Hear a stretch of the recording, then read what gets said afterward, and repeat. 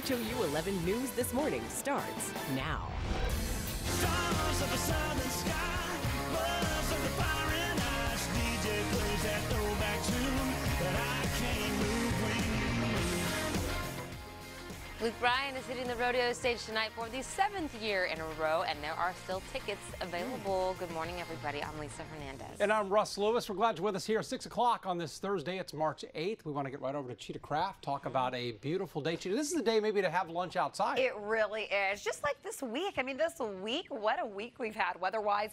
Temperatures in the 40s and 50s. You may want to grab that jacket first thing this morning. I am expecting additional cloud cover. So throughout the day today, a nice mix of clouds and sun. Live look over Moody Gardens. You'll see some of those palm trees just kind of waving around. We do have a steady north wind. That north wind will start to change tomorrow. So your day part planner, gorgeous, 68 this afternoon. So maybe a jacket this morning, still kind of cool-ish later today. We'll talk about a little bit of a weekend warm-up, and Darby, the rain chance is expected for Saturday coming up next. All right, thanks a lot, Cheetah. Well, hey, heading out the door, we've made it to the 6 o'clock hour, so start looking for the brake lights in the usual spots. Take you to Highway 290 as you look into the West Sam Houston Tollway with our virtual cameras, and you can see no problems getting on the tollways. 290 still looking pretty good as you make your way under, but look for a little slow traffic trying to get towards 1960 and approaching the I-10 split.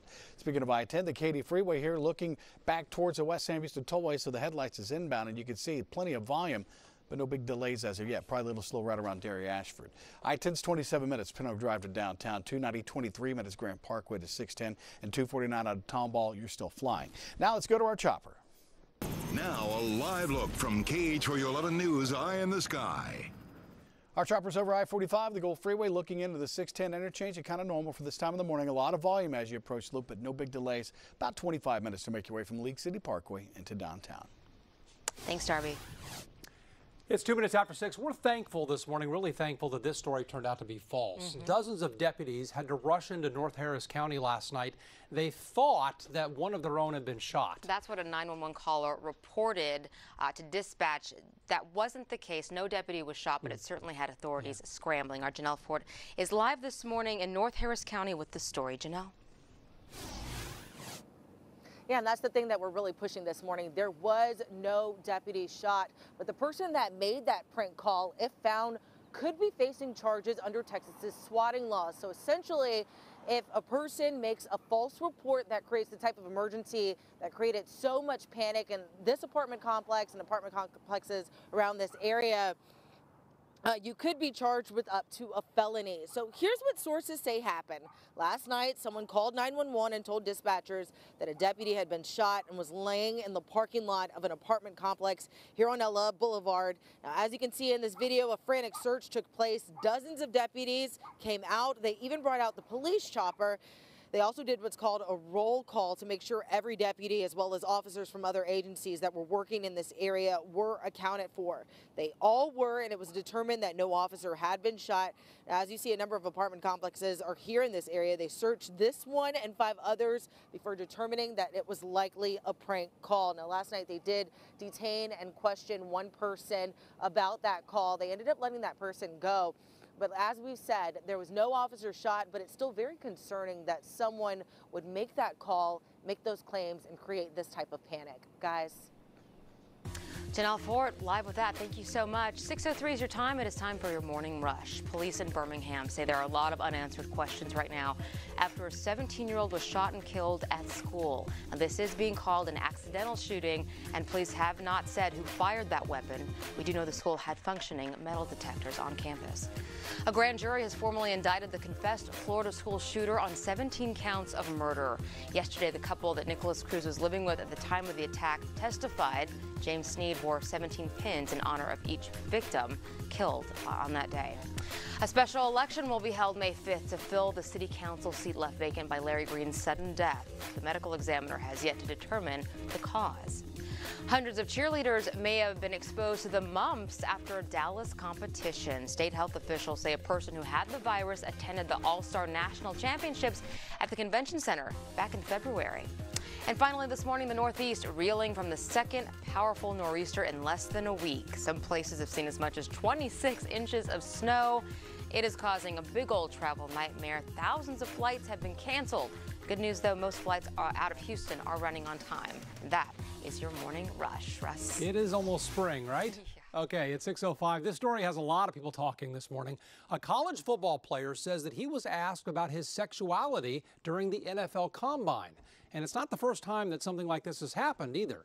Doug Deloney's here now to explain what happened. Doug? Yeah, the player's name is Darius Geis. In an interview on Sirius XM radio last night, get this, he says one team asked him if he likes men. Now, Geis says he thinks the teams are trying to get into players' heads and test their reactions. He said another team told him, this is so strange, another team told him they heard his mother sold herself. The NFL has already investigated a similar case 2 years ago. A cornerback says an Atlanta Falcons coach asked him about his sexuality at the Combine. The league at the time called the question, quote, clearly inappropriate. This is a top trending topic on Twitter, though.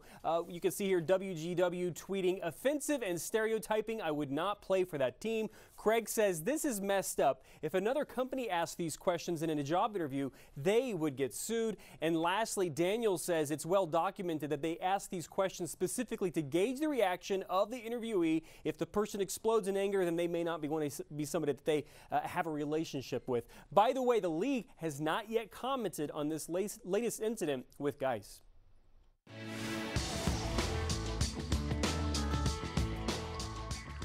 6:06, good morning to you. We are starting off cool this morning. It will be chilly even later this evening. So the one thing you need to know here for your Thursday, if you're planning to head out to the rodeo, Luke Bryan in the house, you know he's going to put on a great show. Temperatures will be in the 50s, so you'll want that jacket heading in. And Darby, you'll want that jacket heading home. Details about the weekend coming up next. Yes, ma'am. Thank you. All right, traveling. The one thing you need to know in the world of traffic is we're in the rush hour, so start looking for the brake lights in the usual spots. We look the Southwest Freeway here into 610, just some volume. You're still under 30 minutes from Highway 36 in Rosenberg all the way into downtown Houston. Now coming up, we'll take a look to the north side, plus our choppers down south on 288.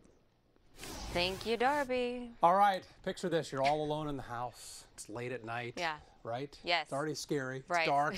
And then you hear this laugh out of nowhere. It comes from inside the house. Very creepy, yes, right? That's what a lot of Amazon Echo and Dot users reported. Random laughs from Alexa. Brandy Smith is here now, and Brandy, I'm going to bet social media is having fun with this one. Oh yeah, guys, there were a lot of posts like this one on Twitter, and if you haven't heard the laugh, I'm gonna give you a listen in a minute. It is downright unnerving. It made us ask this morning, is technology too intrusive? You can vote now on our mobile app, but we do have some good news. Amazon says this problem has been fixed. Imagine that sound. That laugh coming from your Amazon Echo or Dot unsolicited. Yeah, one more time. This is a real thing that was happening, prompting a wave of response on social media. Some, like Gavin, sharing their own experiences with the laugh. He wrote, lying in bed about to fall asleep when Alexa on my Amazon Echo Dot lets out a very loud and creepy laugh. There's a good chance I get murdered tonight.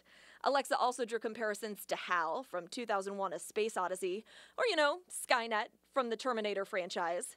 Amazon said it came out with a fix. Now you have to ask Alexa to laugh. Alexa, can you laugh? Sure, I can laugh. Teehee. This person, for one, finds that just as creepy. All right, so what would you do if you heard Alexa just randomly start laughing out of the middle of nowhere? That got a lot of reaction on social media too, like this one. If I heard that before I go to bed, I'll probably get nightmares tonight and every night. Or there was this one, which would probably be my reaction. Be right back. Gonna go burn my Alexa really quick. But this is great news for Google Home owners like this gal. Everyone's freaking out about Alexa laugh, and I'm here telling my Google Home that I like him, and he just goes, all right. So I'm gonna try this to show you what the fix sounds like. Okay. We're gonna turn this up. It's loud enough. Alexa, can you laugh? Sure, I can laugh. Teehee. Oh, it's so polite now. It's so polite. Wow. As I mentioned, a lot of people are saying that this sounds even creepier. Just kind of dumb now. Kind of condescending. Yeah. Yeah. Alexa, are you creepy? Sorry, I don't know that. Oh, okay. So now she's gonna play dumb. Yeah. Now she's gonna play dumb. It's fine. Deny it now after being creepy all this time. Yes. I guess teehee is better than ha ha ha, like randomly, that would creep me out. In the middle of the night, In the middle like of the you said, night, you wake empty up to house. that. No.